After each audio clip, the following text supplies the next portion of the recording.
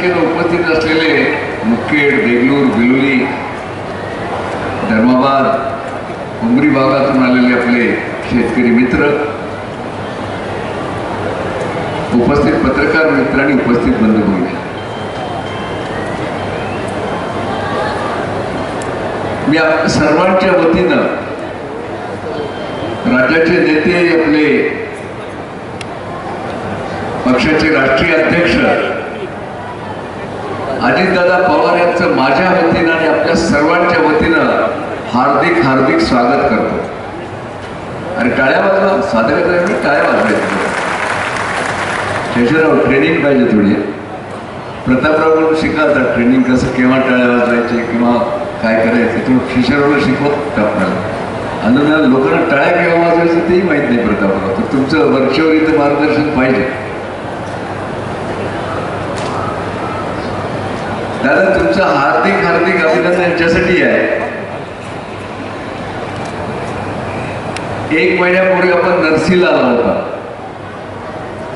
आणि आपला आठवत असेल की माझ्या भाषणामध्ये मी म्हणालो होतो की 38 वर्षापासून रखडलेला आमचा लेडी प्रोजेक्ट याचा खळणी भरणीचा कार्यक्रम झाला पाहिजे आणि पुनर्वसनाचा प्रश्न सुटला पाहिजे. आणि मला अतिशय आनंद आहे की दादा 1 महिन्याच्या आत यासाठी आपण निधी उपलब्ध करून दिला आणि 2 दिवसापूर्वी घळभरणीच्या कार्यक्रमाला या ठिकाणी सुरुवात झाली. जोरदार टाळ्या. मोठा प्रकल्प आहे दादा. मुखेड आणि देगलूर मधल्या 50,000 एकर जमिनीला त्याचं पाणी मिळणार आहे. कॅनलचं काम 80% झालेलं आहे. 2 वर्षामध्ये सगळं काम आपण जर लक्ष घातलं तर पूर्ण होऊ शकतं आणि येणाऱ्या 2 वर्षामध्ये 50,000 एकरला पाणी मिळू शकतं. हे फार मोठं काम आपल्या मार्गदर्शनाने झालं.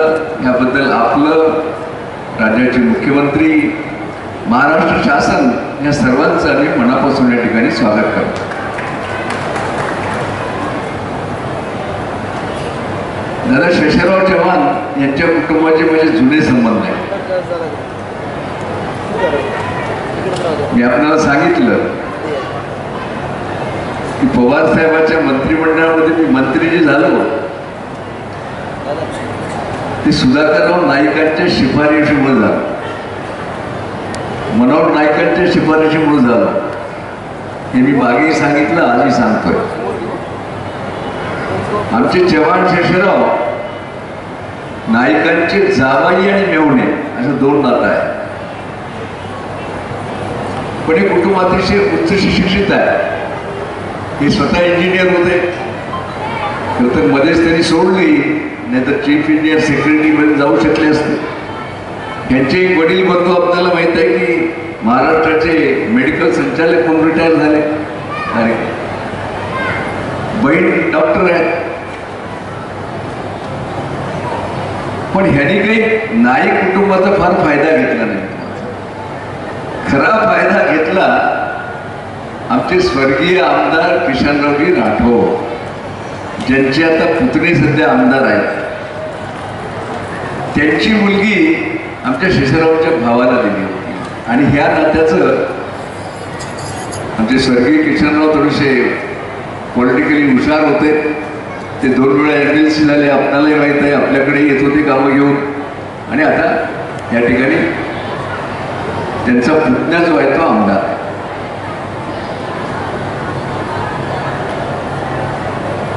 शेषरावची सून वैशाली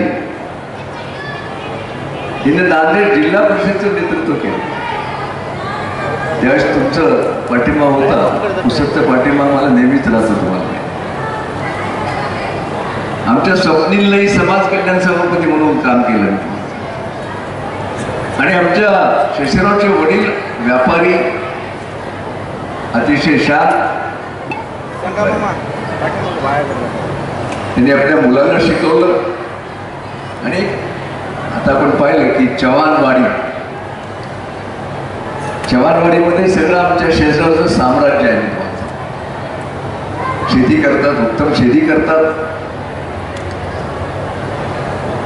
शेषराव आल्यामुळं आपल्या पक्षाची ताकद वाढली. आपल्या पक्षामध्ये व्यंकटराव गुडेगावकर आले, अविनाश घाटे आले, मोहनराव हंबर्डे आले, मी आलो, पोखरणाजी आले आणि आज शेषराव येते. दादा 2 महिन्यामध्ये आपला 3रा नांदेड दौरा आहे माझ्या माहिती. तुमच्या या दौऱ्यामुळं नांदेडमध्ये एक राजकीय वादळ उठलेलं आहे. वादळ. आमचे विरोधी पक्षाचे मित्रपक्ष यांची कधी फोनवर चर्चा होते दादा, ते स्वतः असं म्हणतात की भास्करराव आता तुमचा राष्ट्रवादी काँग्रेस पक्ष नांदेडमध्ये आता नंबर 1चा पक्ष होणार आहे. हे आपले मित्रपक्षवाले म्हणतायत, आम्ही तर म्हणूच. प्रतापरावच्या नेतृत्वाखाली गेल्या 2-3 महिन्यामध्ये हे जे कार्यकर्त्यांना आपण जोडलं गेलं आणि आपले आशीर्वाद मिळाले आणि आपण जो वेळ दिला, मी अतिशय आत्मविश्वासानं आपल्याला सांगतो की येणाऱ्या जिल्हा परिषद, पंचायत समिती, नगरपालिका, महानगरपालिका निवडणुकीमध्ये आपला पक्ष नंबर 1चा पक्ष आहे. अशा प्रकारे आता कार्यकर्ते कामाला लागले.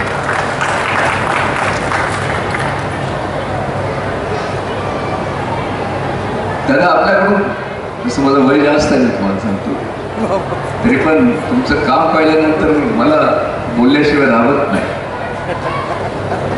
तुमच्या कामातून प्रेरणा मिळते मी तुम्हाला सांगतो. तसं माझा संबंध मी म्हणल्यासारखं स्वर्गीय शंकरराव चव्हाण साहेबांशी आला, शरद पवार साहेबांशी आला, सुधाकरराव नाईकांशी आला, पण तुमची जी काम करण्याची पद्धती आहे अतिशय पॉझिटिव्ह आहे. प्रशासनावरची पकड, विषयाचा अभ्यास आणि दिवसाच्या 18 तास काम करण्याची मानसिक आणि शारीरिक क्षमता शेषराव फार कमी लोकांमध्ये पाहायला. इंद्रजीत, तू आता कामाला लागलं पाहिजे. दादा त्यांना मानणारा फार मोठा वर्ग आहे. मी तुम्हाला सांगतो, वसंतराव नाईकापासून 13 वर्ष, यशवंतराव चव्हाणामुळे तुम्हाला माहिती आहे की 12 वर्ष वसंतराव नाईक मुख्यमंत्री आहे.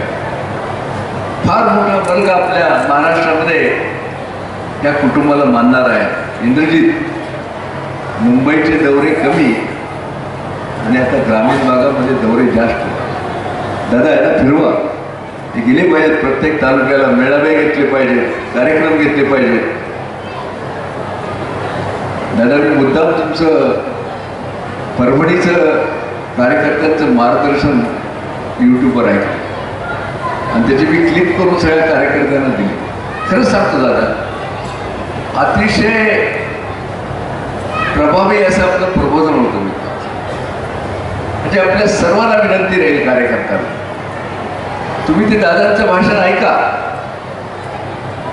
यशवंतरावचा सुसंस्कृत महाराष्ट्र, सुसंस्कृत राजकारण झालं पाहिजे, पहिला मुद्दा. दुसरा,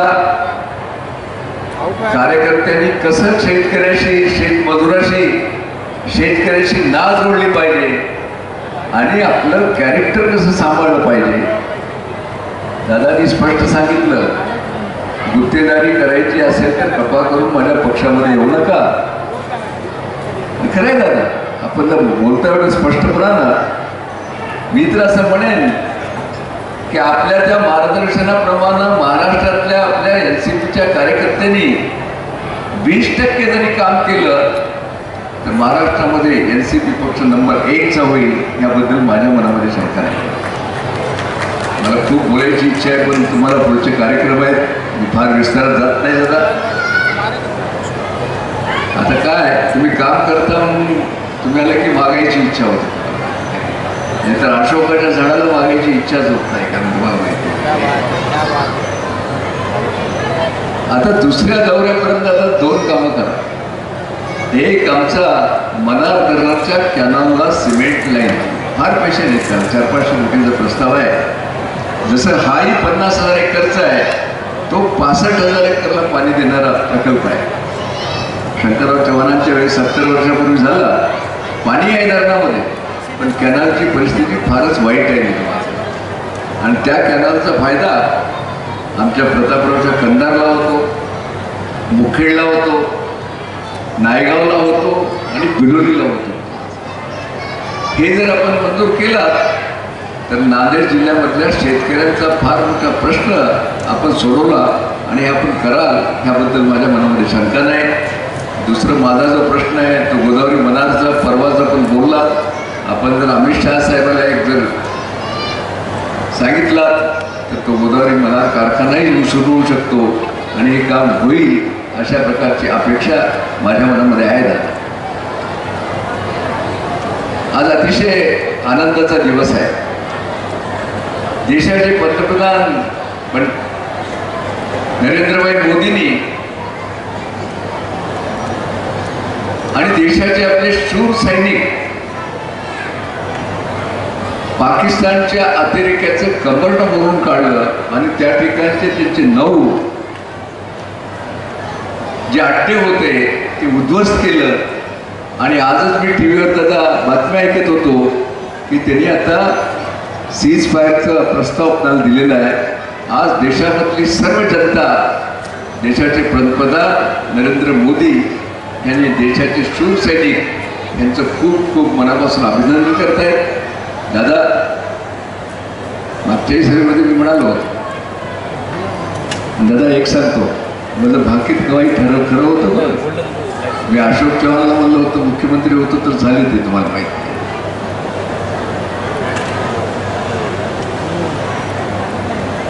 आणि अतिशय जबाबदारीने बोलतोय प्रतापराव. दादा, मी 15 वर्ष दिल्लीमध्ये होतो, पण दिल्लीचं सेंट्रल हॉल तुम्हाला माहित आहे. दिल्लीच्या सेंट्रल हॉलमध्ये देशाच्या पूर्ण राजकारणाची चर्चा दिवसभर होत असते.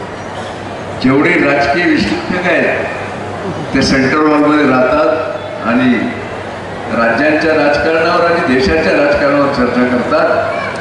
काही माझे मित्र आहेत. दादा, तिथं अशी चर्चा आहे, येणाऱ्या वर्ष 1.5 वर्षामध्ये देवेंद्र फडणवीस दिल्लीला जाणार आहेत आणि मला विश्वास आहे की नरेंद्र मोदी त्यांना दिल्लीला घेतील आणि राज्याचं नेतृत्व करण्याची महाराष्ट्राची कुलस्वामिनी तुळजाभवानींना आपल्याला संधी देईल असा विश्वास माझ्या मनामध्ये आहे आणि ते घडावं. मात्र मुख्यमंत्री झाल्यानंतर माझ्या अध्यक्षतेखाली नांदेडला सत्कारही घ्यावा अशी आजच तुम्हाला ॲडव्हान्समध्ये विनंती करतो. थांबतो. जय हिंद, जय भारत.